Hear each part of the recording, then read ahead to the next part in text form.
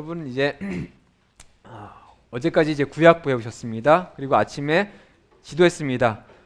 성경에 대한 지리적인 것은 이제 다 아셨습니다. 아셨죠? 그다음에 각 신약 당시에 이제 바울의 전도 여정, 그다음에 예수님이 살고 계셨던 그 당시 이스라엘의 어떤 행정 구역상의 모습들 이런 거 보셨습니다. 그러니까 지리적인 것은 이제 끝났습니다. 이제 저희가 이 시간에 할 것은 사회적인, 종교적인, 경제적인, 문화적인 것들을 배우셔야 됩니다. 여러분 중간사는 성경이 없습니다. 그러다 보니까 중간사에 과연 무엇이 있을까라는 것을 잘 모릅니다. 하지만 천주교 성경에 보면 외경이라고 하는 부분이 있습니다. 그곳에 보면은 중간사에 쓰여졌던, 그러니까 성경은 아닙니다. 성경은 아니지만 그래도 뭔가 보면서 역사적으로 그리고 그 당시에 어떤 문화적인 사상적인 것을 배울 수 있기 때문에 천주교 쪽에서는 이제 외경을 본인들의 이제 성경에 들어가 있지만 저희는 현재는 없습니다. 66권입니다. 그래서 말라기 이후에 마태복음으로 끝나고 있습니다. 그 한 장입니다. 그 한 장이 성경 실제 세계사 역사에는 400년입니다. 성경 역사 가운데 400년 정도의 기록이 없는 기간이 딱 두 번 있습니다. 언제냐면은 창세기의 요셉 이후부터 모세까지 애굽 기간 동안 400년 동안 그들에 대한 기록이 거의 없습니다. 그리고 두 번째가 중간사입니다. 말라기 이후로 세례 요한까지의 기간이 없습니다. 하지만 예수님께서 이 세례 요한까지를 구약의 어떤 범주에 두시기 때문에 보통 이제 신구약 중간사로 이렇게 많이 부르는데 저희는 이제 과연 이것이 신약과 구약을 나눌 수 있을까라고 생각했을 때 이것도 구약에 포함된다. 왜냐하면 세례 요한이 오기 전에 있던 상황이기 때문에 그래서 그냥 중간사라고 부르게 낫겠다 해서 저희는 지금 이름을 중간사라고 부르고 있습니다. 중간사는 짧게 한 문장으로 말씀드리면 이겁니다. 왕이 있음에도 불구하고 자기의 소견대로 옳은 대로 행하였더라. 들어보신 적 있으시죠? 사사기에 왕이 없으므로 그들의 입장에서는 왕이 누군지 헷갈린 겁니다. 바알이 하나님인지 아세라가 하나님인지 아니면 송아지를 놓고서 이것이 하나님인지 이렇게 잘못 알고 있었지만 그들은 바벨론 포로 이후에 페르시아 시대 때 바사 시대 때 하나님이 누군지 알았습니다. 그들은 회당 문화에서 회당 안에서 서기관들이 가르쳐주는 그 성경을 안식일마다 날마다 공부했습니다. 보통 기록에 의하면은 바벨론 지역에서는 한 모세 오경을 얘기하는 건지 아니면은 전체 이제 구약 그 당시까지 기록된 모든 성경을 다 배웠는지 모르겠지만 어쨌든 그들이 자신들이 경전이라고 갖고 있던 것을 한 3년이면은 처음부터 끝까지 다 한 번 공부를 했다고 합니다. 안식일마다 읽고 배우고 그리고 날마다 가서 공부하고 그들이 이것이 일상생활이었습니다. 그러니까 그 당시에는 모세오경, 창세기, 출애굽기, 레위기, 신명기 그 외의 서신들, 그 외의 성경들에 대해서 모른다라고 할 수가 없습니다. 그러니까 율법 학자 에스라 같은 사람이 나올 수 있는 것이 그들은 이미 바벨론 포로에 망한 이후에 그곳에서 남아있는 그 모든 기록들을 가지고 공부했습니다. 하나님이 누구신지 어떻게 과거에부터 시작해서 지금 우리가 오기까지 그 역대 상하를 보시면은 자신들이 하나님부터 시작해서 쭉 자신들의 계보를 얘기하면서 그 모든 것을 배운 흔적이 있습니다. 그리고 실제로 그들이 포로 이후 돌아와서 예루살렘 지역에다가 회당 만들고 똑같이 했습니다. 그러니까 그들은 신약 시대에 보시면은 그들이 율법에 대해서 참 철저합니다. 그냥 그들은 왕이 있다는 것, 하나님이 누구신지 무슨 말씀을 하셨는지 뭘 지켜야 되는지 자신이 어떻게 살아야 되는지 모르는 사람이 아닙니다. 그런데 뭐냐면은 아는데 내 마음대로 됩니다. 어찌 보면 중간사에 있는 그 모습들, 그다음 신약에 있는 모습들이 가장 저희와 근접합니다. 저희도 성경 압니다. 예배 드립니다. 모든 것 다 합니다. 근데 그것이 자기의 소견일 수 있다는 겁니다. 바로 그 시작이 중간사에서 나타나고 있습니다. 그러다 보니까 중간사에 있는 배경적인 것, 문화적인 것, 경제적인 것, 사상적인 것을 아셔야 신약을 좀 더 포괄적으로 이해하실 수 있습니다. 예수님께서 많은 비유를 하시는데 그것이 상상 속에 만드신 게 아니라 실제 그들 삶 속에 있던 모습들, 그냥 어떤 말을 하기 위해서 만들어낸 말이 아닙니다. 다 그 당시에 흔히 겪었던 일들. 그러니까 비유라는 것이 딱 얘기하면은 대충 지금 무슨 얘기를 하시는지 나 어디서 봤는데 경험했는데 누가 얘기해줬는데 그런 아는 비유를 가지고 설명을 하셨다는 겁니다.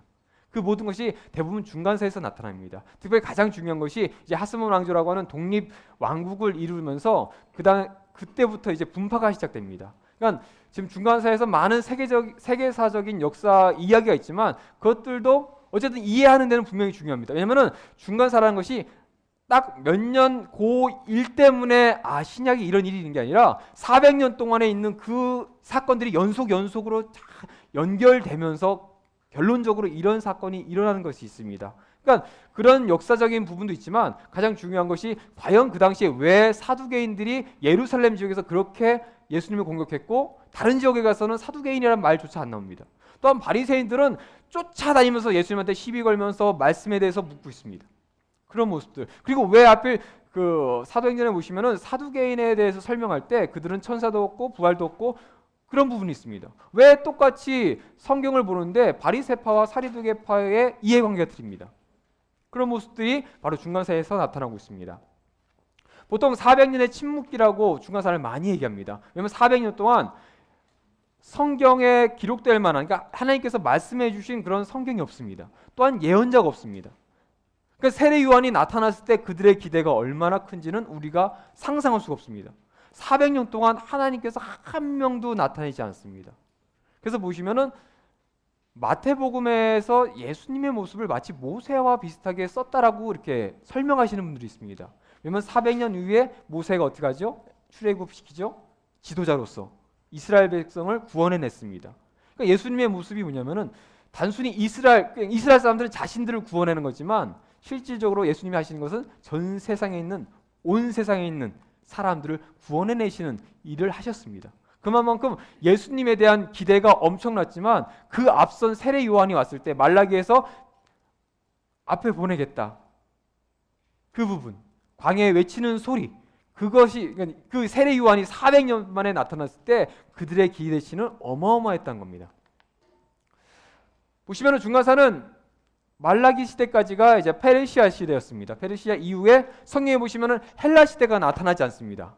너무나 우리는 잘 알고 있지만 성경에는 헬라, 알렉산더부터 시작해서 로마 전까지 있는 시대에 대해서 아무런 설명이 없습니다. 그리고 저희가 로마가 이제 신약에 보시면은 로마에 의해서 점령당한 상태였기 때문에 그러면은 그냥 성경을 보시면은 페르시아에 점령됐던 것이 로마가 나중에 돼가지고 됐나보다라고 생각할 수 있지만 실질적으로는 헬라 시대 때 그들이 헬라의 통치를 받았지만 중간에 독립한 기간이 있었습니다. 자신의 나라를 찾았습니다. 70년 만에 돌아왔을 때도 그러지 못했습니다. 그러니까 말라기에서 나타났던 그런 원망했던 모습들, 자신들의 그런 예배에 대해서 막 그렇게 불성실했던 모습들이 나타났었고, 자신들이 뭔가 땅이 회복되고 나라가 회복되고 그 이후에 이제 다윗의 계보를 이어서 메시아가 올 줄 알았는데 이때까지 나라가 독립하지 않았습니다. 그냥 속국이었습니다. 근데 그것이 독립을 하게 됩니다. 그러니까 단순히 메시아 사상이라는 것이 세례 요한이 나타났으니까 그때 번쩍 나타난 게 아니라 이미 독립하면서 더 강렬하게 있었던 그런 모습들이 있습니다. 그것도 제가 설명드리겠습니다. 자, 페르시아입니다.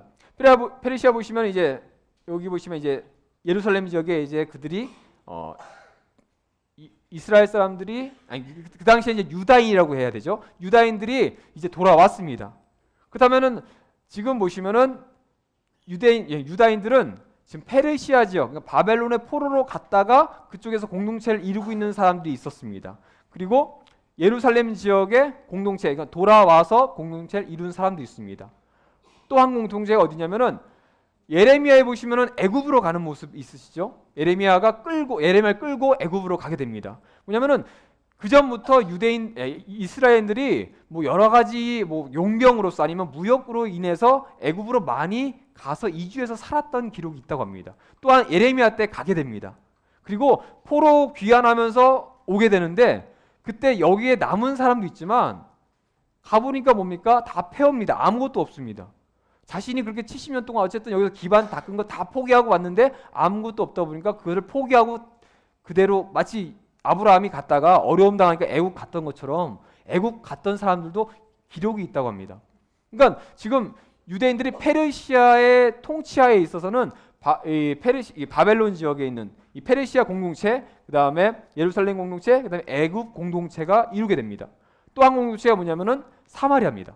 사마리아는 비록 혼혈이지만 어쨌든 그들은 북이스라엘 그 혈통을 갖고 있는 사람들에 의한 혼혈입니다. 그러니까 자신들도 이방인이라고 생각할 수 있지만 어쨌든 혈통관으로는 유대인이라고 얘기할 수 있는 사람들입니다. 그러니까 그런 특수성에 있다 보니까 그들이 어떤 일을 벌이냐면은 유다인들이 특권만 누리면 자신들은 뭡니까? 나는 유대인인 겁니다. 왜요? 그래야지 난 특권을 누릴 수 있으니까. 반대로 유다인들이 핍박받으면 뭡니까? 혼혈이긴 한데 섞이긴 하지만 아니라고 빠져버린 겁니다. 그러니까 그런 여러 가지 요소에 의해서 유다인들과 사마리아인들, 그러니까 나중에 사마리아인들 그렇게 막 경멸했던 일들, 특별히 구약성경에 보시면은 에스라 때 부딪힌 모습, 느헤미야 때 부딪힌 모습 있지 않습니까? 생각해 보십시오. 처음에 에스라 때는 상관없습니다. 느헤미야는 총독입니다. 왕의 최측근인데 죽이려고까지 했습니다. 왕의 최측근을 죽이려고까지 했던 이 큰 제국의 왕의 최측근을 죽이려고 한다는 것 자체가 뭡니까? 어찌 보면 왕에 대한 크나큰 반역일 수 있습니다. 근데 그런 마음을 먹었던 겁니다. 그러니까 에스라 포로 귀환 이후부터 그런 여러 가지 부딪힘으로 인해서 정말 나중에 예수님 당시 때 사마리아인과 유대인들이 정말 상종하지 않을 정도의 사건이 바로 이 중간사 때 벌어지게 됩니다. 자, 보시면 제가 말씀드렸던 예루살렘 공동체, 사마리아 공동체, 바벨론 공동체, 애국 공동체 이 정도 이제 디아스포라 유대인들이 지금 형성되어 있습니다. 아직은 이 정도입니다. 하지만 이것이 이제 헬라 시대를 거치면 더 포괄적으로 넘어가게 됩니다. 페르시아가 멸망합니다. 이 얘기 뭐 간단히 하겠습니다. 알렉산더가 나타나면서 페르시아가 이제 점령되죠. 자, 이게 알렉산더 이제 헬라 제국입니다. 알렉산더가 그리스를 넘어와서 이제 예루살렘 지역을 넘고 애국 지역 넘고 이제 헬라 지역을 하면서 알렉산더 제국 아니면 헬라 제국이라는 것을 건설하게 됩니다. 이 사건 사이에 두 가지 일이 발생하는 게 사마리아에 성전이 생깁니다. 느헤미야에 보시면은 산발랏과 도비아라는 사람이 두 사람 나타납니다. 산발랏이라고 하는 사람의 후회에 의해서 사마리아에 성전이 생깁니다.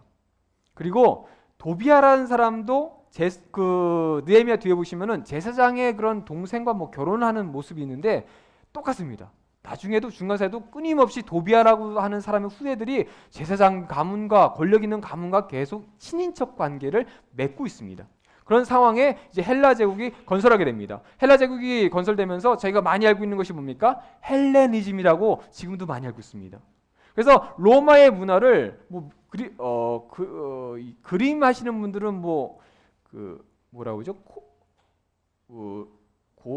그거를 문화를 그리스 헬라 이렇게 그러니까 로마랑 헬라 문화, 그리스 로마 문화 뭐 이런 식으로 두 개 합치더라고요. 신화도 로마 신화가 아니라 그리스 로마 신화죠. 왜냐면은 그러니까 헬레니즘, 그러니까 그리스 문화가 이제 알렉산더에 의해서 헬레니즘이라고 하는 융합 정책, 그러니까 이쪽에 있는 서양과 동양에 있는 융합 정책에 의해서 하나의 문화가 됐는데 이것이 어디까지 가면은 그대로 로마까지 갑니다. 왜냐면은 워낙 이 헬레니즘이라는 것이 광대한, 정말 어찌 보면은 그 당시에 알렉산더만큼 이렇게 더 가려고 하다가도 못 갔을 정도였지만 어쨌든 이만한 큰 제국을 만들면서 그 문화가 있었기 때문에 로마도 이것을 무시할 수가 없었습니다. 그리고 또한 로마조차도 그리스 문화와 어쨌든 연관돼 있었기 때문에 이것을 그대로 흡수하면서 하나의 문화로, 그러다 보니까 그리스인들은 비록 자신들은 땅은 뺏기고 점령당했지만 문화적으로 우리는 점령했다라고 하는 어떤 특수성을 또 갖고 있다 보니까 뭔가 또 그리스인들의 우월감도 있었다고 합니다. 이렇게 알렉산더가 참 젊은 나이에 이런 큰 제국을 만들었지만 아쉽게도 33살의 젊은 나이에 죽게 됩니다. 자, 그러면 어떻겠습니까? 이 큰 제국을 과연 누가 다스릴 것인가? 왜냐면은 알렉산더에게 아직 자식이 없었다고 합니다. 결혼은 했는데 아내가 임신해서, 왜냐면 그 헬레니즘을 하면서 동양과 서양이 문화뿐만 아니라 인종도 합쳐야 된다고 하면서 자신들이 그리스 군대들과 그 당시에 있던 바벨론 지역, 페르시아 지역에 있는 그 여자들과 결혼시키는, 그러면서 자신도 앞장서 가지고 그 지역에 있는 이제 록산나라고 하는 여자와 이제 결혼해서 이제 임신한 상황이었는데 그때 죽게 됩니다. 그러다 보니까 지금 알렉산더의 아들이 없습니다. 좀 장성한 사람이 다 있으면 좋겠지만 과연 어떻게 할 것인가? 근데 문제는 장군들이 있습니다. 장군들의 입장에서 어떻게 합니까? 뭔가 좀 이거 내가 갖고 싶은데라고 하는 사람들이 있을 수밖에 없습니다. 그러니까 이걸 다 하나로 뭉쳐서 장악할 것인가 아니면 다 갈라져서 할 것인가라고 하는 회의가 있게 됩니다. 그것을 바벨론 분할이라고 합니다. 왜냐하면 바벨론에서 이제 알렉산더 죽고 나서 거기서 분할을 어떻게 할 것인가라고 하는 협정을 하게 됩니다. 그래서 장군들이 협상한 게 뭐냐면은 여기 보시면은 페르디카스라고 하는 사람이 있습니다. 이 장군이 좀 나이가 많아 여기 보시면은 안티파트로가 가장 나이가 많습니다. 그리고 알렉산더가 원정 가운데 안티파트로가 그 마게도니아 지역을 대신 통치하고 있는 상황이었습니다. 그러니까 가장 원로였습니다. 하지만 안티파트로 같은 경우는 그 바벨론 지역이 있을 수 없기 때문에 현재 그 당시에 있던 페르디카스가 좀 더 권력이 컸다 보니까 페르디카스가 통합하였습니다. 그러니까 우선 누군가를 세워야 되는데 여기 보시면은 필리포스 3세 아리다이오스라고 해서 알렉산더 이복형입니다. 그러니까 필리포스, 그러니까 아버지였던 필립이 다른 아들이 하나 있었는데 약간 장애가 있었다고 합니다. 그러니까 그 사람을 왕으로 세우고 그 다음에 알렉산더도 무시할 수 없으니까 알렉산더의 아내 부인되는 록산에서 나오는 아이가 아들이면은 알렉산더의 이름을 이어가지고 두 사람을 공동 통치하는 왕으로 세우고 페르디카스는 섭정왕으로 세우겠다라고 하면서 그렇게 하고 나머지 장군들은 각 지역을 분할해서 관리하는 일종의 총독이죠. 총독의 그런 모습으로 제국을 이끌어 가자라고 했습니다. 여기까지는 좋았지만 문제는 이들이 결코 야심이 없는 사람들 아닙니다.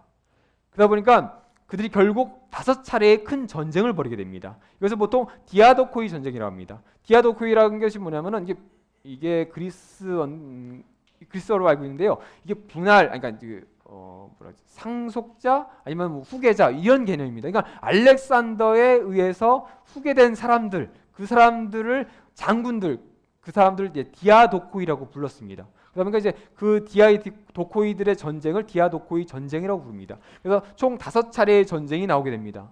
그러니까 알렉산더가 점령한 이후에 유대인들이 전쟁의 위협 가운데 없었지만 이 5차례의 전쟁 가운데 전쟁의 위협을 받게 됩니다. 왜냐면은 예루살렘 지역이 있던, 그러니까 이스라엘 지역이 남부 시리아라고 보통 이제 세계사에서 얘기하는데 그 지역이 어떤 지역이냐면 애국과 시리아 지역의 접경성입니다. 그러니까 그 지역을 누가 먼저 차지하냐가 애국의 입장에서 차지하면은 시리아를 막을 수 있습니다. 쉽게 막을 수 있습니다. 반면에 시리아가 그 지역을 차지하면은 애국을 뚫고 가기가 쉽습니다. 그러니까 바로 느고가 무기토까지 그 아수르와 바벨론 전쟁할 때 그 위쪽까지 올라갔던 게 그 지역을 차지해야 함부로 넘어오지 못하게 하니까 그 위쪽까지 올라간 겁니다. 근데 그걸 누가 막죠? 요시아가 막았던 일들이 그때 발생한 겁니다. 그러니까 애굽의 입장에서는 늘 예루살렘 지역, 이스라엘 지역을 자신들이 차지해야 자신들이 안정할 수 있는 지역입니다. 그러다 보니까 각자 애굽 지역과 시리아 지역 그 인방에 있는 장군들이 입장에서는 어떻게든 거기를 차지하고 싶은 그런 일들이 있습니다. 그러다 보니까 여기 보시면은 1차 전쟁 때 한번 프톨레마이오스에 의해서 점령됩니다. 그리고 남부 3차 때 이제 안티오고노스가 프톨레마이오스가 점령했던 예루살렘 지역을 점령하고 다시 차지하게 됩니다. 그리고 여기 보시면 다시 4차 전쟁 때는 이제 프톨레마이오스 1세가 이제 안티오고노스의 땅이었던 그것을 다시 점령하는, 그러니까 왔다 갔다 하는, 그러면서 어떻게 했습니까? 전쟁의 소용돌이 속에 말릴 수밖에 없었습니다. 여기 보시면은 저희가 이제 다니엘서가 보통 저희는 이제 중간사의 이야기를 많이 하고 있습니다. 근데 다니엘서에는 특별히 디아도코의 5차례 전쟁이 어떻게 벌어진다고 얘기하진 않습니다. 그래서 보시면은 나중에 보면 그 순양과 순념소가 싸웠다가 이제 죽고 이제 뿔이 있었는데 거기서 뿔이 4개가 나오고 이런 얘기가 있는데 그 부분이 언제쯤일까라고 봤을 때 5차 전쟁을 걸치면서 총 크게 4개의 분할된 모습이 언제였냐면은 4차 전쟁 때 처음 일어납니다. 이때 뭐냐면 셀레우쿠스, 프톨레마이오스, 리시마쿠스, 카산드로스라고 하는 이들에 의해서 왕조가 세워집니다.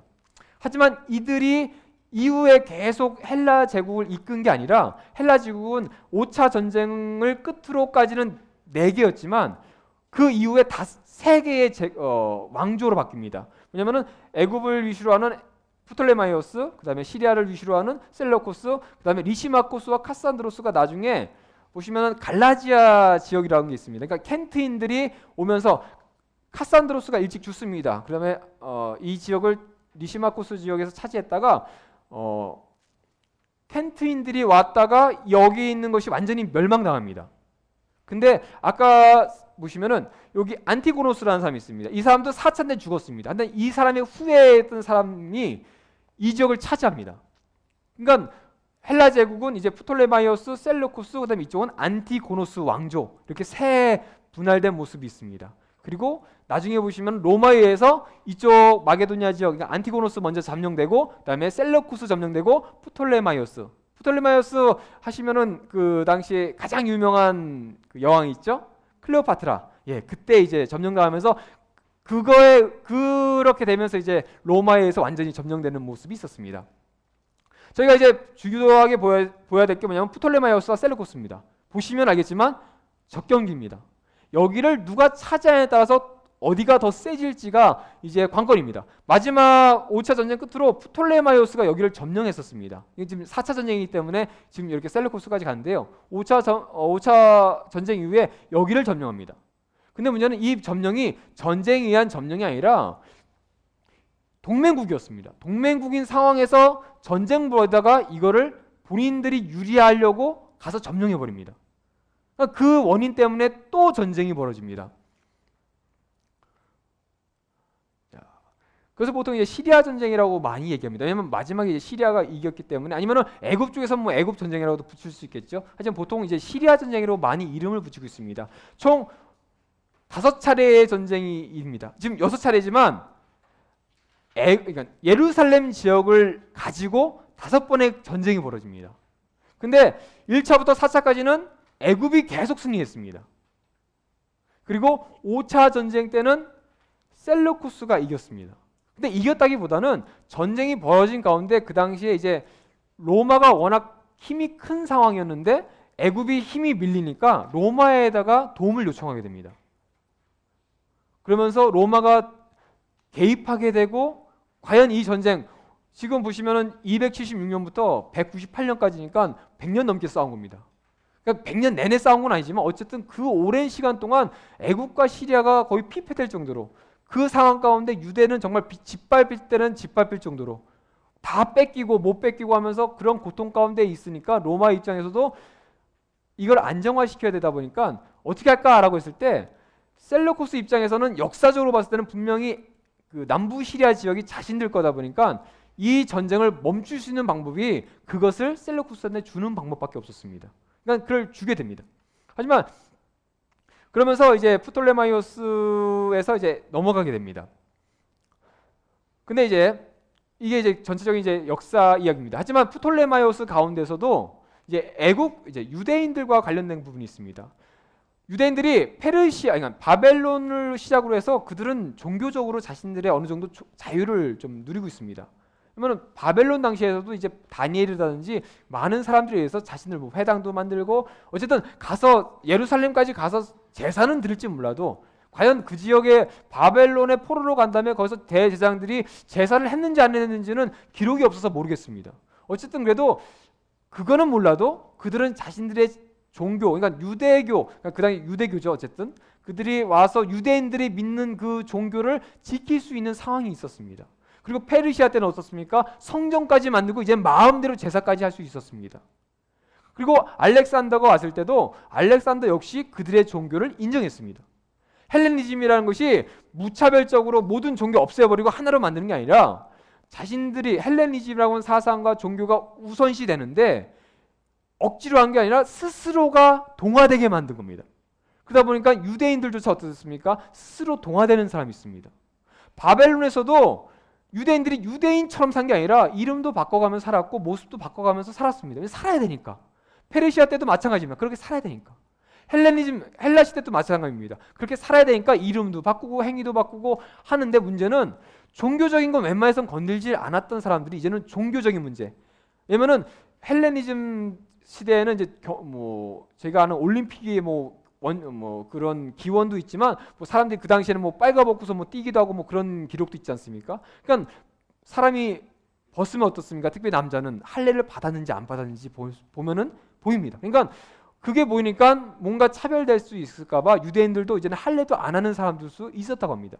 근데 그 사람들이 단순한 유대인들이 아니라 유대를 이끄는 사람들이 페르시아, 그러니까 바벨론 포로 이후에부터는 누구죠? 레위인들이죠. 제사장들이요. 그들도 그렇게 하는 사람들이 있었다고 합니다.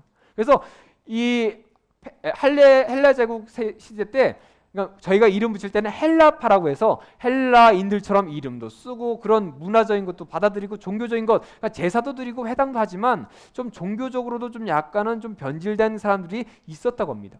그러니까 그런 상황에서 유대인들은 특권을 누리고 있었습니다. 왜냐면은 그들은 3년마다 11조도 내야 되고 안식일도 지켜야 되고 그런 모든 것을 해야 되는데, 종교적인 것을 해야 되는데 그들도 인정합니다. 그러니까 바벨론 포로 이후에 그들은 종교적으로만 탄압 안 하면 절대로 말하지 않습니다. 이 나라가 누가 통치하든 상관없습니다. 종교적으로만 문제 없으면 됩니다. 만약에 우리나라에 일본이 쳐들어서 점령했는데 우리나라의 전통적인 종교가 있다면은 그것만 일본인들이 허락하고 마음대로 한다면은 우리나라 사람들도 그냥 받아들였다라고 하는 겁니다. 그러니까 유대인들이 그런 모습이었던 겁니다. 종교적인 것만 문제 안 삼으면 됩니다. 그러니까 알렉산더도 그걸 압니다. 그러니까 건들질 않았습니다. 프톨레마이오스도 어떻겠습니까? 마찬가지입니다. 알렉산더의 후예입니다. 그리고 헬레니즘을 이끄는 하나의 이제 또 왕조를 가지고 있었습니다. 그러니까 어떻습니까? 후예니까 똑같이 하는 겁니다. 그러니까 유대인들에게 똑같이 특권도 주고 자유롭게 종교 활동도 하고 회당 가서 열심히 공부도 하고 전쟁 가운데 어려움은 겪지만 종교적으로 어떻습니까? 자유하니까 그들이 특별히 문제가 없었습니다. 그 가운데 이제 프톨레마이오스 2세 때 저희가 이제 많이 알고 있는 이제 뭐 헬라 성경, 뭐 70인역 성경이 이제 번역되는 일도 있었습니다. 근데 여기 보시면 프톨레마이오스 4세의 유대 핍박이라는 게 있습니다. 왜냐하면 4차 전쟁 이후에 프톨레마이오스가 전쟁이 이기고 돌아오면서 예루살렘 지역의 성전에 가서 이제 제사를 드리게 됩니다. 그러니까 뭐 기록에 의하면 뭐 감사해서 뭐 제사를 드리는데 진짜인지 아닌지 모르지만 지성소를 왕이 들어가고 싶어서 들어가려고 하다가 어떤 수치스러운 일, 기록에 의하면 뭐 갑자기 뭐 흰색 뭐라고 할까요? 무슨 병사 옷을 입은 무슨 천사 같은 사람이 와서 막 두들겨 패가지고 어떤 수치스러운 그런 이제 좀 신화적인 이야기가 있지만 어쨌든 거기서 뭔가 안 좋은 일을 겪었다고 합니다. 그거에 의해서 종교적인 탄압을 하기 시작합니다. 말씀드렸죠? 종교적으로 탄압만 안 하면은 상관없는데 종교적인 탄압을 하면은 돌아섭니다. 그러니까 4차 전쟁 이후에 유다인들의 마음에 더 이상 이제 프톨레마이오스 애굽에는 희망이 없습니다. 근데 그런 상황 가운데 누구냐면은 그 시리아 지역에 있는 그 셀러쿠스가 가서 얘기하는 겁니다. 내가 나를 도와주면은 다 회복시켜 주겠다. 그러니까 5차 전쟁 때 셀러쿠스가 그렇게 유리할 수 있었던 게 그 남부 시리아 지역에 있는, 그 특별히 예루살렘 지역에 있는 유대인들이 도와줬기 때문에 어느 정도 좀 더 유리하지 않았을까라고 보통 보고 있습니다. 그러면서 프톨레마이오스의 통치를 넘어서 이제 셀루쿠스로 넘어가게 됩니다. 말씀드렸죠? 셀루쿠스가 와서 통치해도 그들은 별 문제 없습니다. 왜냐하면 종교적인 자유가 있으니까요. 근데 셀루쿠스가 애국과 전쟁에서 시리아 지역을 차지하면서 뭔가 욕심이 생겼는지 그때 개입했던 로마와 전쟁을 벌입니다. 근데 이미 그 전에 마게도니아 지역에 있던 안티오고노스도 이미 로마 전쟁을 하는 바람에 전쟁 배상금 갚다가 결국 나중에는 이제 점령당하는, 그러니까 로마가 그 당시에는 떠오르는 샛별이었습니다. 그러니까 함부로 건들 수도 없었고 이미 카르타고에서 이제 한니발이 전쟁 지고 안티고노스 마게도니아 지역 와서 사람들 깨워가지고 전쟁 시켰다가 또 안 되니까 한니발 또 도망가가지고 셀루쿠스 가가지고 안티고노스 3세 깨워가지고 로마와 전쟁을 벌인 겁니다. 근데 이 전쟁이 이겼으면 좋겠지만 졌습니다. 근데 로마의 특징 중에 뭐냐면은 점령을 하면은 그 지역을 차지하는 것이 아니라 자신들의 그러니까 통치는 받되 가서 군대들이 가고 뭐 하는 게 아니라 세금을 걷어들입니다. 전쟁 벌여서 지면은 어마어마한 돈을 부과해가지고 나 전쟁에 이만큼 썼으니까 이거 배상하라고 이렇게 얘기한 겁니다. 그러니까 셀루쿠스 입장에서도 그런 배상금을 갚아야 됩니다. 근데 그 당시에 배상금이 한 1만 5천 달란트 정도? 그러니까 기록에 의하면은 그렇게 남아 있는데 1만 5천 달란트 그렇게 되는 것 같은데 마게도니아가 물었던 전쟁 배상금이 한 3배 정도 됐답니다. 게다가 셀루쿠스는 이미 바벨론 페르시아의 문명, 이렇게 문화를 보시면 아시죠? 되게 화려합니다. 그러니까 그것을 아는 로마 입장에서도 엄청난 배상금을 물리게 됩니다. 결국 안티고노스 3세 그다음 아들이었던 그 두 왕이 그 배상금 갚으려고 자신들의 나라에 있는 모든 돈 갖다 바치고 그거 안 되니까 각 지역에 있는 신전 다 약탈해가지고 갖다 바치다가 암살당했습니다. 그리고 나서 왕이 된 사람이 있는데 제가 뭐 하나 안 보여줬네요. 잠시만요.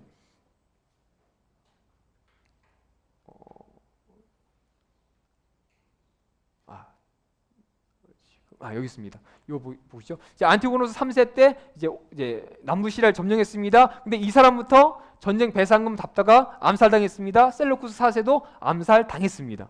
그 다음에 안티고스 4세라는 사람이 나타납니다. 이 사람이 뭐냐면은 전쟁 배상금에, 그러니까 로마에서 전쟁 배상금을 갚아야 되는데 그것뿐만 아니라 보통 볼모르죠. 볼모를 잡아가는 그런 거 많지 않습니까? 그때 볼모로 잡혀갔던 사람이 안티오코스 4세입니다. 왜냐면은 첫째였던 셀루쿠스 1세 4세는 다음 왕위를 이어야 되기 때문에 이 사람을 데리고 간 게 아니라 동생을 데리고 갑니다.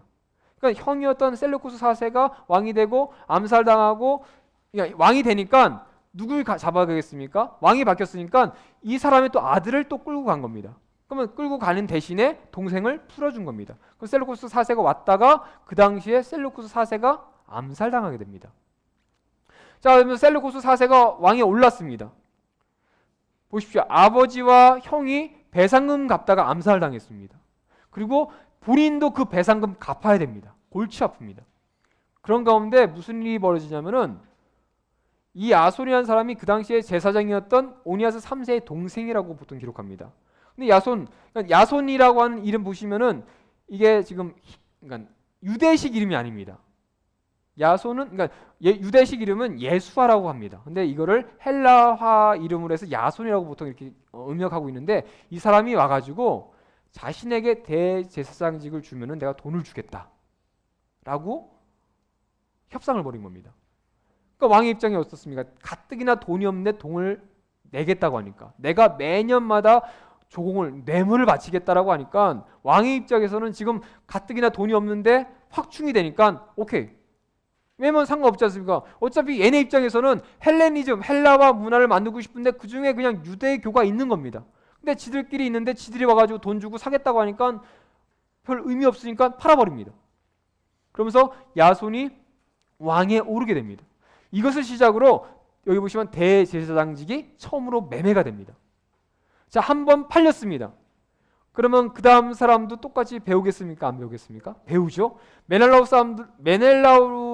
메넬라우스라고 하는 사람인데 이 사람이 뭐 야손의 사촌 동생이다, 뭐 아니면 다른 아론의 후손 중에 뭐 다른 계열이다, 뭐 여러 가지 얘기했지만 어쨌든 정통파는 아닌 것 같습니다. 그러니까 이 사람도 역시 돈을 주고 사겠다고 하니까 어떻습니까? 똑같이 팔아버립니다. 근데 메넬라우스가 아까 제가 말씀드렸죠, 정통파가 아닙니다. 그러니까 유다인들의 입장에서는 정통, 그러니까 아브라함, 그다음에 비느하스, 그다음에 사독 계열로 쭉 이어졌던 정통 대제사장의 그 후손들이 계속 이어져야 되는데 그나마 야손까지는 그래도 같은 집안이었으니까 좀 봐줬는데 이건 같은 집안이 아닌 것 같습니다. 그러니까 반대하기 시작합니다. 그러니까 비정통파가 정통이 되려면 어떡합니까? 정통파를 없애면 됩니다. 야손에 의해서 오니아스 3세가 안디옥, 그러니까 아까 지도 시간에 보면 안디옥이 이제 로마 황제라고 했는데 여기 보시면 안티오코스가 안디옥입니다. 그러니까 셀루코스 1세였던 그 셀루코스 왕조를 만들었던 사람의 아버지가 안티오코스였습니다. 그러니까 제가 말씀 안 드렸는데 필립을 시작으로 그러니까 그 당시 제국들이 자신의 이름으로 그 도시를 많이 세웠습니다. 알렉산더도 알렉산드리아라고 해서 상당히 많은 도시를 많게는 40개 이상 되지 않을까라고 추측하고 있고, 안티오코스, 그러니까 안디옥도 우리는 그냥 BCD 안디옥, 그다음에 수리 안디옥이지만 아마 그 당시 한 16개 이상은 있었을 것이다 라고 보고 있습니다. 그러니까 그 지역들이 헬레니즘을 중심으로 하는 문화, 경제 모든 것의 중심지였습니다. 그러니까 그런 상황이었는데 거기에 잡힌 겁니다. 왜냐면 올려야 되는데 형을 어떻게 하든 내려야 되니까 잡아놓고 없애야지 자신이 올라가니까 잡아놨는데 메넬라우스 당에서는 죽여야 되니까 오니아스 3세를 죽여버립니다. 그러니까 야손의 입장이 어떻습니까? 자기 형이 죽었으니까 도망갑니다. 근데 이것으로 끝나는 것이 아니라 메넬라우스가 거의 유대인 지역에 있는 정통파 대제사장 가문을 거의 다 숙청했다라고 보고 있습니다. 그러면서 한 사람이었던 오니아스 4세라고 하는 사람이 있습니다. 그러니까 오니아스의 아들이죠. 3세 아들. 그 사람이 애굽으로 망명하게 됩니다. 그러면서 거기서 신전을 세우게 됩니다. 그럼 어떤 일이 벌어지냐면은 애굽에는 대제사장의 정통파가 와가지고 그러니까 거기다 신전 세우고 제사 드리고, 예루살렘 지역에는 정통적인 성전은 있는데 비정통파 대제사장이 세워진 겁니다. 그런 상황으로 이어지게 됩니다. 근데 안티오코스 4세가 단순히 그렇게 했으면 좋겠는데, 아까 여기 보셨던, 자 여기 보시면은 6차 전쟁이 있습니다. 6차 전쟁을 안티오코스 4세가 일으킵니다. 근데 전쟁이 해가지고 뭐 애굽이 이기든 시리아가 이기든 어떻게든 끝나면 좋은데, 애굽이 5차 때도 누구한테 도움을 요청했죠? 로마한테 요청했습니다. 마찬가지로 밀리니까 로마에 요청합니다. 그러니까 로마 군대가 파병돼가지고 딱 왔는데, 안티오코스 4세가 어떤 사람입니까? 볼모로 잡혀갔다 왔습니다. 그러니까 로마라고 하면은 좀 되게 두려움이 있습니다. 근데 그런 왕 앞에다가 로마 장군이 상당히 치욕적인 방법으로 돌려보냅니다. 그러니까 애굽에서 전쟁에서 제대로 싸우지도 못하고 비참하게 퇴각하고 있는데, 예루살렘 지역에서는 그 소문이 어떻게 나냐면은 로마가 와가지고 전쟁해가지고 안티오코스 4세가 죽었다라고 소문이 난 겁니다. 그러니까 어떻게 했습니까? 야손이 도망갔다고 했었죠. 그가 군대를 이끌고 차지해야죠. 뺏겼으니까 차지해 가가지고 예루살렘을 공격한 겁니다. 그래서 메넬라우스를 끌어내리고 자신이 올라가려고 하는데 하필 안티오코스 4세가 오게 된 겁니다. 왕은 살아 있습니다. 근데 왕의 입장에서는 어떻습니까? 내가 세운 사람을 쫓아내려고 했습니다. 가뜩이나 자기 지금 애굽에서 지금 수치스럽게 왔는데 딱 보니까 뭡니까? 화풀이하기 딱 좋죠. 그래서 다니엘에 보시면은 유대인들이 막 핍박받는 모습들, 그런 모습들이 바로 안티오코스 4세 때 일어나게 됩니다. 뭐 할례를 금지하고, 그다음에 회당에서 뭐 율법을 금지하고, 그다음에 안식일도 못 지키게 하고, 그다음에 또 뭐가 있을까요? 또 제사도 못 드리게 하고, 나중에는 어떤 일까지 벌이면은 성전 안에 있는 모든 김을 다 치워버리고 거기다 제우스 신상 세우고 제우스한테 절하게 하고, 유대인들 돼지 안 먹지 않습니까? 갖다 놓고 돼지 먹어라, 안 먹으면은 그대로 막 죽이기도 하고. 그러니까 종교적으로 어마어마한 탄압을 이때 받기 시작합니다.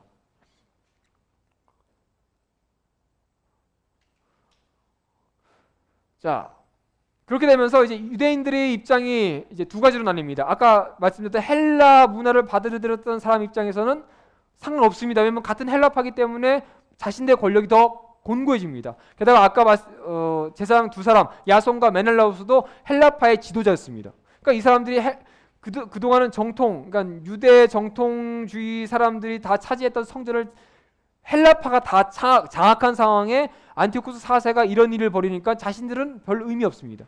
그러면 어떻습니까? 정통 율법을 지키고 유대교, 그러니까 유대인들이 지키는 그 종교를 지키려고 하는 사람 입장에서 어떻습니까? 이걸 지켜야 되는데, 그러면서 일어난 운동이 하시딤 운동이라고 합니다. 하시딤 운동은 이미 그 전부터 일어났습니다. 뭐냐면 경건주의 운동입니다. 내가 하나님 말씀을 잘 지키고 그대로 행하고, 왜요? 바벨론 포로 이후부터 하나님 말씀대로 살려고 했던 그들이 있었는데, 이것이 이때부터는 저항 운동의 모습으로 바뀌게 됩니다.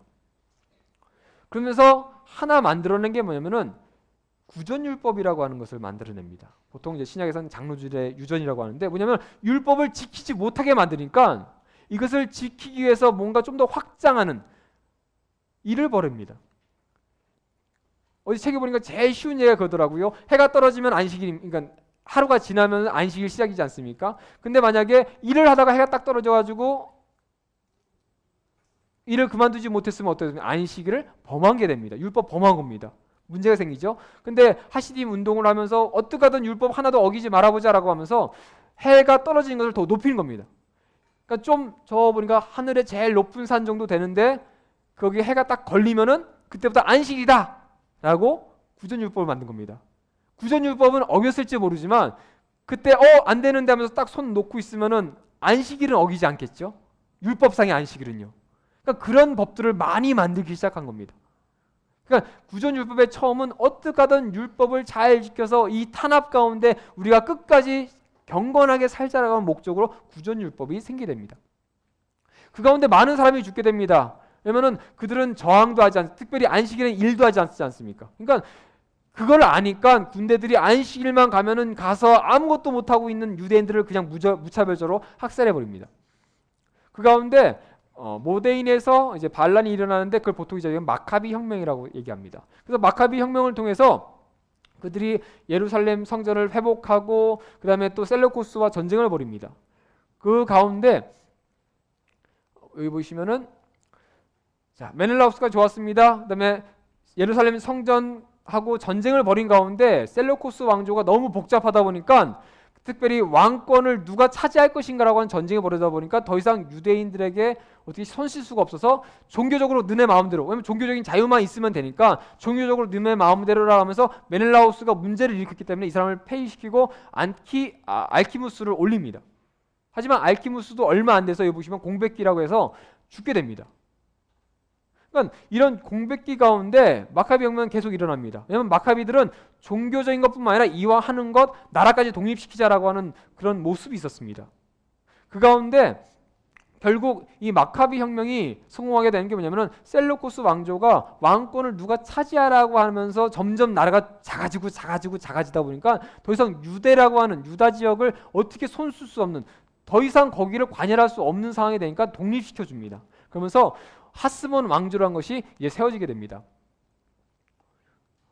자, 하스몬 왕조는 이제 마따디아, 그다음에 여기 보시면은 이제 유다, 마카비 해가지고 이 5 아들로 이제 마카비 혁명이 성공하면서 이제 시몬을 하스몬 왕조의 첫째로 보기도 하고요. 유대인들은 이제 이때를 원력이라고 보기 하지만 보통 요한 히르카누스, 왜냐면은 시몬이 왕이 독립했다가 다시 한번 점령당했다가 요한 히르카누스 때 다시 독립하게 됩니다. 그러면서 이 마지막 이제 로마에 점령당하기 전까지 그들이 이제 독립하는 기간이 있었습니다. 그러다 보니까 이제 이때를 이제 마카비 하스몬 왕조라고 보고 있습니다.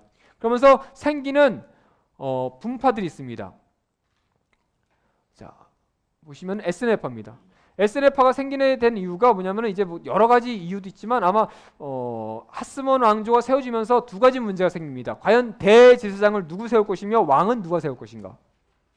근데 셀루쿠스 측에서 이미 마카비, 그러니까 그 마따디아의 아들들에 의해서 왕과 대제사장을 세워줍니다. 그러니까 이미 그 당 독립은 했지만 왕과 대제사장이 세워져 있습니다. 아까 보시면 시몬을 비롯해서 여기 보시면 요한 히르카누스도 왕과 대제사장으로 임명되어 있었습니다. 그럼 과연 그것을 유대인들 입장에서 받아들일 것인가 받아들이지 않을 것인가라는 일이 벌어지는데, 이때 왕은 누구든 상관없으니까 그래 다윗의 후손으로 메시아가 올 거니까 그래 너네가 해. 근데 대제사장을 어떻게 할 것인가라는 고민을 하게 됩니다. 근데 문제는 정통파가 이미 애국 가서 성전 만들고 있으니까 이걸 받아들일 수 없는 상황이 된 겁니다. 그러니까 그들이 차선책으로 그럼 나중에 뭔가 하나님에 의해서 아론에 의해서 뭔가 제대로 된 대제사장 그룹이 나오기 전까지는 그냥 너네가 우선은 하고 있어라라고 결정을 내게 됩니다.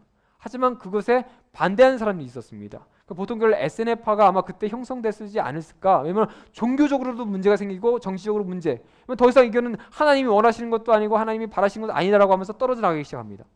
그러면서 이제 두 파가 생깁니다. 하나는 헬라파, 헬라 문화를 받았던 사람들이 자신들의 이름을 바꾸면서 사두개파란, 사독의 후예다 자신들은.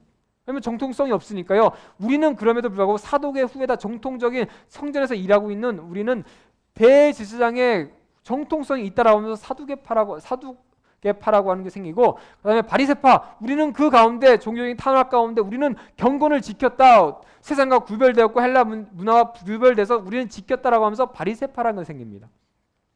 근데 이것이 단순히 그냥 종교적인 게 아니라 권력적인 면에서 계속 부딪히게 됩니다. 왜냐면은 기본적으로 마따디아를 시작해서 그들은 어찌 보면 바리새파에 가장 가깝습니다. 하지만 바리새파 입장에서는 요한 히르카누스의 행위가 좀 부적절한 모습이 있다 보니까 그와 뭔가 대립하는 모습이 있게 됩니다. 그럼 어떻습니까? 바리새파와 왕이 대립하면 누가 좋겠습니까? 사두개파가 좋겠죠. 사두개파가 가서 왕과 결탁을 하게 되면서 권력이 바리새파에서 사두개파로 넘어갑니다. 그러면서 점점 여기 보시면은 요한 히르카누스, 아리스토블로, 알렉산더, 얀네우스, 살로메, 알렉산드라, 히르카누스, 아리스토블로 2세 다 헬라 이름입니다. 그러니까 본인들조차도 헬라화 시킨 겁니다. 종교적인 것은 그대로이지만 본인들 행위나 사는 것을 헬라화 시킨 겁니다. 왜냐하면 사두개파와 하나가 됐기 때문에요. 하지만 알렉산더 얀네우스가 죽으면서 사두개파 힘이 너무나 강해지니까 살로메 알렉산더에게는 바리새파를 좀 올려달라. 왜냐면 너무나 힘이 올라가기 때문에 이걸 균형을 맞춰야 된다라고 하면서 얘기를 하게 됩니다. 왜냐면은 알렉산더 안네우스 때 너무나 그가 심하게 하다 보니까 바리새파가 반란을 일으키면서 셀루쿠스에게 군대를 요청합니다. 그러면서 유대를 정복하려고 했는데 하필 그 군대가 오니까 왕과 세두개파가 쫓겨났습니다. 근데 그 쫓겨난 상황 가운데 바리새파가 그 나라를 정복할 수 있는 상황이 아닙니다. 왜냐면은 셀루쿠스에 의해서 점령됐기 때문에 이대로는 독립의 문제가 생기니까 바리새파가 사두개파 왕에게 다시 얘기해서 힘을 모아서 셀루쿠스 왕조를 몰아내고 다시 독립을 유지했습니다. 근데 사두개파 입장에서는 왕의 입장에서는 이 모든 일의 주동자가 누굽니까? 바리새파입니다. 그러니까 그들에게 어마어마한 그 복수를 합니다.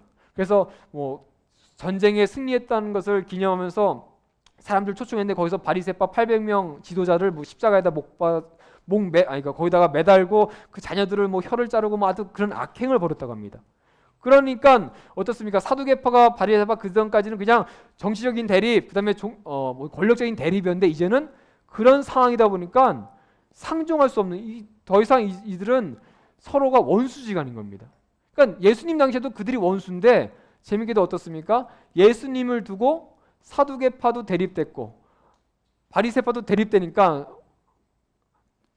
적의 적은 뭡니까? 친구입니다. 그러니까 둘이서 힘을 모아서 예수님을 공격했으니까 이때 이후에 한 번도 상종하지 않고 같이 뭔가 연합하지 않던 그들이 예수님이 오시면서 그때 연합하는 그런 모습도 있었습니다. 자, 마찬가지입니다. 아까 히스몬 왕조 보여드렸는데요. 보겠습니다.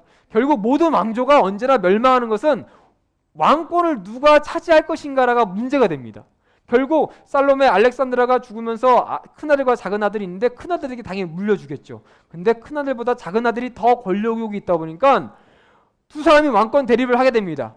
자, 그러면 누가 이제 나서야 되죠? 바리새파, 사두개파가 종교 정치적으로 힘이 있으니까 기본적으로 여기 사두개파가 집권하다가 이제 바리새파로 바뀌었으니 그들이 왕을 지지하겠죠. 반대 이제 동생은 누구의 지지를 받겠습니까? 사두개파의 지지를 받게 됩니다. 이런 가운데 전쟁이 계속 벌어지니까 누구에게 도움을 요청하겠습니까? 하필이면은 로마에다 요청합니다. 로마가 지금 저기 시리아 지역 거의 점령하고 이제 애굽을 가서 점령하려고 마음 먹고 있는데 유대인들이 뭡니까? 딱 열어놓고 로마가 와서 우리 좀 어떻게 좀 해달라고 하니까 딱 와서 그래 내가 너네 누가 통치자인지 내가 결정해 줄게 라고 해서 딱 오게 됩니다. 근데 뭐냐면은 아리스토블로가 욕망이 있고 욕심이 있다 보니까 그 욕심을 너무 드러내가지고 로마의 입장에서 뭡니까? 손에 딱 쥐고서 어떻게든 내 마음대로 할 수 있는 사람이 세워져야 더 쉬운데 너무 셉니다. 그러니까 어떡합니까? 형을 왕으로 세워줍니다. 그리고 대제사장 세워줍니다. 근데 어떡합니까? 그 상태에서 놔둔 게 아니라 이제 마음 먹은 거 해야 되죠. 유대를 점령해버립니다. 당연히 히르카노스 입장에서는 뭡니까? 자신을 왕으로 세워줬고 대제사장을 세워줬던 로마이기 때문에 그들이 와서 점령하니까 뭡니까? 그래서 자신이 살아남을 수 있기 때문에 그냥 받아들입니다. 왜냐면 어떻게 대항을 할 수가 없으니까요. 이미 시리아 지역 다 점령한 그 어마어마한 로마를 대항할 수 없으니까 그대로 그냥 속국이 됩니다. 그러면서 결국 왕도 없어집니다. 자 보십시오. 그나마 독립했던 왕국이었습니다. 유대인들의 입장에서는 뭡니까? 나라를 차지했습니다. 땅을 회복했습니다. 그럼 누가 와야 됩니까? 메시아가 와야 되죠. 그러니까 메시아가 올 걸 기대했습니다. 기다렸는데 로마에서 점령당해서 나라를 또 뺏겼습니다. 그러니까 어떻습니까? 이거는 이제 더 이상 이거 안 되는 겁니다. 다시 찾아야 되는 겁니다. 이건 종교적인 문제가 아닙니다. 이제는 찾아야 메시아가 와서 통치를 해야 되는데 지금 로마 때문에 엉망이 됐습니다. 그러니까 신약에 보시면 계속 그들이 명절마다 반란이 일어나고 소동이 일어났다는 게 뭐냐면은 사람들이 모이면 어떻게든 그들이 로마의 점령에서 벗어나려고 그렇게 노력을 시작했다는 겁니다. 자, 로마입니다. 로마에면은 딴 것보다는 이거 기억해 주십시오. 십자가 처형입니다. 보통 저희는 이제 십자가 처형이 그 당시에 뭐 흔한 처형이라고 하지만 처음에 로마에서 그 처형법을 택했을 때는 뭐 기록에는 그 그 아수르부터 뭐 있었다 여러 가 있지만 보통은 이제 페르시아 보시면은 페르시아인들이 뭐 처음 행했다라고 보통 보고 있습니다.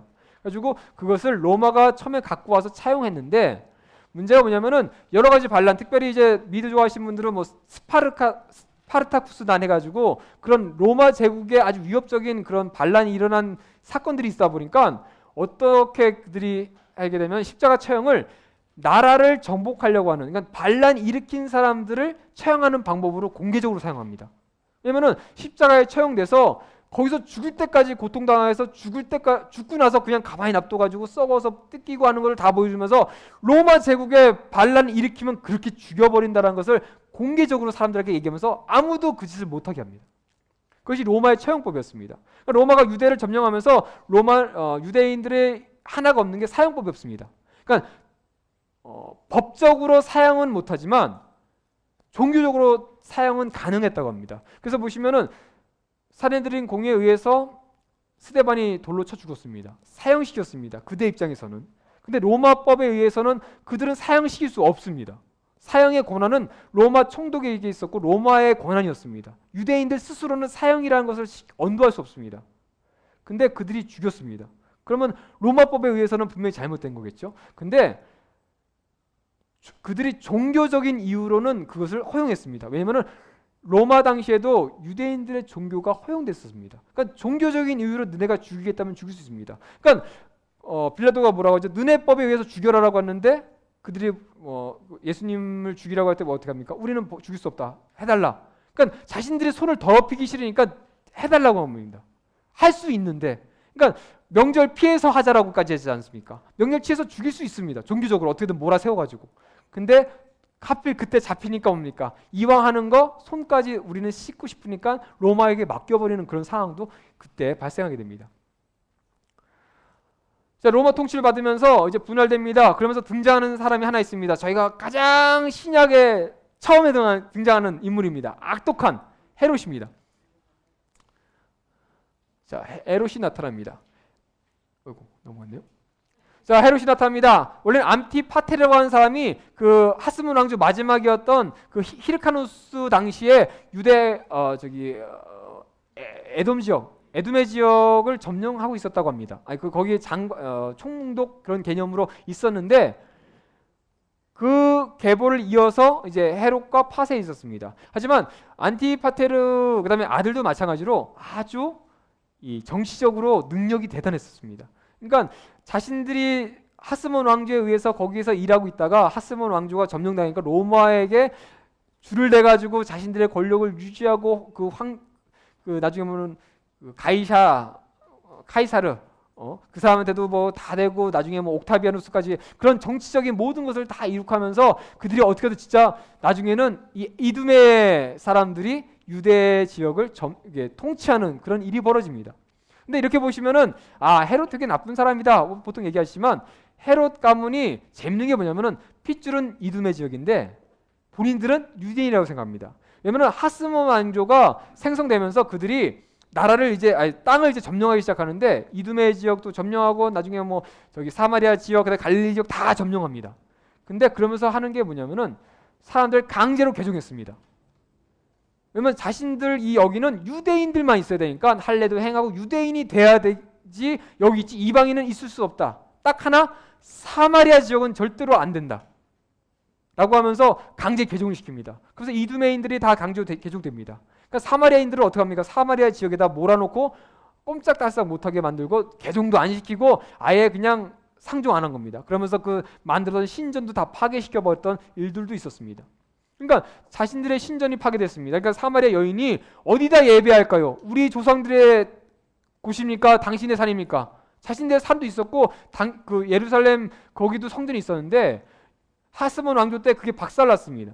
근데 사마리아인들 입장에서는 자신들 거기에 있는 그리심산에 있는 그 신전이 맞는데 저들에 의해서 파괴되는데 그럼 여기에서 예배드려야 됩니까? 저기서 예배드려야 됩니까? 근데 그게 아니라고 하시죠. 그러니까 그런 신전들, 그러니까 사마리아인들이 종교적으로 갖고 있던 것을 유대인들이 파괴하면서 상종을 안 하는 것이 극에 달한 겁니다.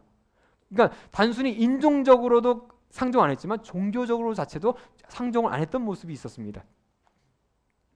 근데 헤롯이 유대인이라고 생각하니까 재밌게도 로마 지역에서 유대인들이 고통당하거나 종교적으로 탄압당하거나 특권이 유실될 것 같으면은 돈을 써가지고 어떻게 하든 유대인들의 특권을 유지해 줍니다. 그러니까 재밌는 것이 자신들이 로마에 잘 보일 때는 로마에 잘 보이고 유대인들에 잘 보일 때는 유대인들이 잘 보입니다. 그러면서 헤롯이 많이 대표적인 게 이제 가이사라고 하는 그 항구 도시도 만들었고요. 그다음에 예루살렘 성전. 왜냐면은 황제의 이름을 딴 도시를 만들어서 황제에게 헌납하고 그래서 잘 보이고 예루살렘 성전을 만들어서 유대인들에 잘 보이고 이런 두 가지 모습을 보였던 것이 헤롯입니다. 하지만 잔인했죠. 그런 모습을 통해서 헤롯이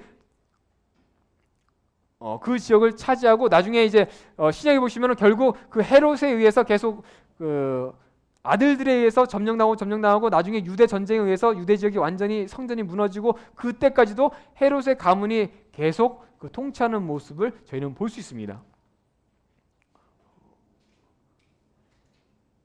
자, 분파입니다. 자, 말씀드렸습니다. 자, 유대인들이 그 당시에 이제 분파생입니다.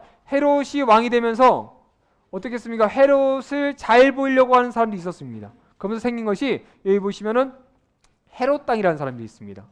그러니까 보통 헤롯 땅은 아마 사두개파에 가깝지 않을까? 이왕 헤롯 땅이 사두개파면서 헤롯 땅으로서 헤롯의 권력을 유지하면서 그것을 유지했던 사람들이 아니었을까 생각합니다. 그리고 열심당입니다. 열심당 뭐냐면은 바리새파 계열입니다. 바리새파 계열인데 로마에 의해서 점령당하니까 이것을 어떻게든 벗어내야 됩니다. 벗어내다 보니까 힘으로써 마카비가 했던 것처럼 우리도 로마에 투쟁을 하고 그렇게 해서 로마를 정복하고 우리가 독립하자라고 하는 그런 모습이 나타나게 됩니다. 특별히 갈릴리 지역을 중심으로 많이 나타났다고 합니다. 그리고 서기관은 이미 이제 바벨론 시대 때부터 이미 이건 직업이죠. 직업으로서 이렇게 나타나게 됩니다. 이들에 의해서 이제 신약 시대가 이제 이루어집니다. 보통 신약에서는 사두개파, 바리새파, 헤롯 땅까지 나오는데 나머지는 거의 잘 드러나진 않습니다. 그리고 예수님의 제사 중에는 열심당 시몬, 가다나인 시몬 그 아마 열심당일 것이다라고 하는 그 모습 정도 나타나는 모습을 우리는 볼 수 있습니다. 자, 마무리하겠습니다. 자, 지금 유대인들이 그런 여러 가지 역사 가운데, 종교적인 가운데, 그런 상황 가운데 신약 시대에 왔습니다. 하지만 그들 입장에서 뭡니까? 왕이 있음에도 불구하고 자기네 소견대로 옳았더라. 사두개파는 성전에서 열심히 제사 드렸습니다. 그들이 기다리는 거는 그냥 단순히 막 권력을 유지하고 이런 것도 있지만 더 큰 게 뭐냐면 하나님께서 보내실 다윗의 후손 메시아가 이 땅을 통치하실 때 자신들이 뭡니까? 개국 공신으로서 뭔가 높임을 받고 싶은 것이 그들의 입장입니다. 게다가 특별히 제사장과 레위인 그들의 그 지도자들이기 때문에 인정받고 싶어 합니다. 그러니까 사두개파는 성전 중심으로 열심히 제사 드립니다. 하지만 뭡니까? 내 소견대로입니다. 그러니 물건도 팔고 그늘을 벌어집니다. 바리새파 뭡니까? 정말 열심히 구전율법 만들어가지고 어떻게든 율법 지키면서 우리가 살자라고 했지만 점점 그 구전율법이 나의 권력화됩니다. 내가 얘기하면 그것이 점점점 권력이 됩니다. 그러니까 뭡니까? 다른 사람 앞에 가서는 외식하는 모습 다 하고 속은 하나님께서 예수님께서 말씀하신 썩었던 그런 지적했던 모습. 어쩌면 예수님께서 세상 오셔가지고 그들의 모습을 보시면서 성전에서 그들이 그렇게 하고 있는 행위가 잘못됐다라고 얘기하는. 그래, 너네가 예배드린 건 맞는데 하나님 아는 건 아는데 너네 지금 잘못됐다는 거. 너네 마음대로 하는 것. 아니 하나님이 가르쳐주신 대로 해야지 왜 너네 행위대로 너네가 편한 대로 하고 있냐라고 하면서 성전을 엎으십니다. 또 바리새파에게 어떻습니까? 너네가 지금 곳곳에 사두개파는 예루살렘 성전 지역 중심으로 있지만 바리새파는 회당 중심으로 곳곳에 있으니까 곳곳 다니시면서 너네가 지금 말씀 안다고 하고 읽었다고 하고 매달 회당에서 가르친다고 하는데 너네가 지금 가르치는 게 하나님의 말씀보다 누가 먼저입니까? 자신들 말 먼저라고 지적하십니다. 그런 모습 가운데 그러니까 그렇게 사두개파가 바리새파가 있는 가운데 그들이 뭡니까? 메시아가 오면은 인정할 줄 알았는데 인정하지 않습니다. 그러니 결국 대립하기 시작합니다. 그것이 이제 이 시간 위에 있는 예수님의 생애와 이제 마태복음, 마가복음, 누가복음, 요한복음에서 나옵니다. 하지만 그 가운데 하나님께서는 그 전까지는 제국을 통해서 그들을 치시고 정신 차리게 만드셨다면은 그 몽둥이가 이제는 유대인들을 지켜줍니다. 왜요? 페르시아가 그들의 종교를 유지할 수 있도록 지켜줬습니다. 로마도 마찬가지였고 헬라도 마찬가지였고 그 악독한 헤롯조차도 유대인들의 종교를 그들 종교를 잘 할 수 있도록 제사도 드리고 종교적인 행위도 할 수 있으며 종교를 유지할 수 있도록 하나님 믿을 수 있도록 하게 하셨습니다. 그러면서 단순히 그대로 놔둔 것이 아니라 70인역이라는 성경을 만들어서 어느 지역이든 공통적으로 헬라어를 사용하는 가운데 누구든 가서 복음을 전할 수 있는 상황을 만드셨고 로마에 의해서 도로 가운데 빠른 속도로 이동할 수 있는 정말 솔로몬에 의해서 왕국이 만들어지고 그것이 정말 하나님을 높이고 모든 사람이 와서 배워야 되는데 이제는 그 복음이 가서 가르치는 모습을 하나님께서 만드십니다. 그렇게 하나님께서는 만들어 가시는데 유대인들은 뭡니까? 자신의 소견대로 옳은 대로 하나님 예수님조차도 그렇게 받고 세례요한도 그렇게 받습니다. 그리고 하나님의 말씀까지도 그렇게 받다는 겁니다. 바로 그 역사 가운데 이제 예수님이 오십니다. 상황이 그렇게 좋은 게 아닙니다. 그들이 마음은 있지만 머릿속에 알지만 받아들일 준비는 용납할 수 있는 준비가 안 됐습니다. 아니요, 하고 싶지 않습니다. 내 거로 가득 찼기 때문에. 그 가운데 오시는 예수님입니다. 이 중간사 기간을 통해서 많은 책이 있습니다. 자료가 있습니다. 그걸 통해서 이런 상황이 있었구나. 우리가 지금까지 알고 있었던 것들이 단순히 말 한마디지만 이런 배경이 있었구나라는 것을 아시면서 좀 더 포괄적으로 성경을 좀 이해하시는 신약의 배경을 이해하시는 시간이 됐었으면 좋겠습니다. 이것으로 중간사 강의 마치겠습니다. 감사합니다.